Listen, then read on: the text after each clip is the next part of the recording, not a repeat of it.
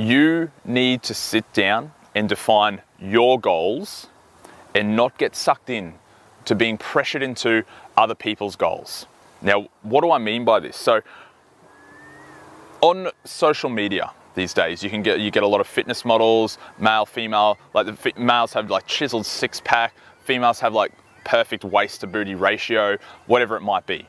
Now, some quotes, not all, but some quotes that I see from these images is stuff like, I wasn't born to be mediocre, or I'm here to make the most out of my life. I'm here to make the most out of, you know, my body. I'm here to be peak. I'm here to be the best, you know, implying that if you don't look physically a certain way, if you don't work on your body a certain amount of time each day, that you are mediocre, that you aren't at your peak, that you aren't at your best. Now, this is their values. This isn't a bad thing. This is what these fitness models value. This is their life. They have to look a certain way.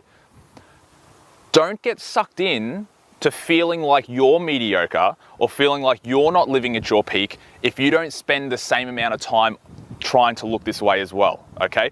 These people have separate goals and values to you, you know? They have to make certain sacrifices in other areas of their life to look that way that you may not A, want to do, or B, actually be able to do.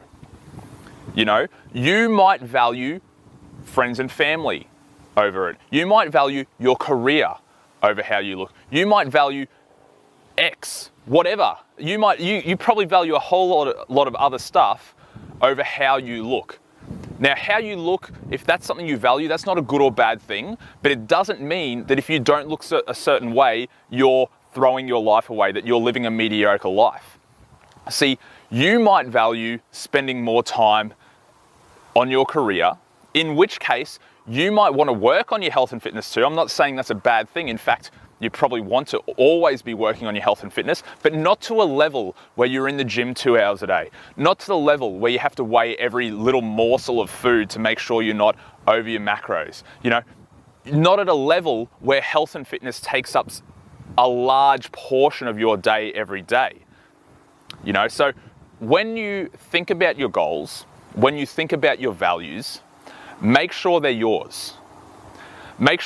Remember that by being physically fit and healthy, that might be good enough for you if it means you get to spend more time with your children, if it means you get to work on your career a little bit more, if it means you get to do certain hobbies that you enjoy that are creative output for you, that these people who are fitness models don't get to do or don't want to do. You know, they have their different values and goals. So think about that. You need to choose your goals and values, and don't get sucked in to feeling inadequate if your goals and values aren't having a chiseled six-pack.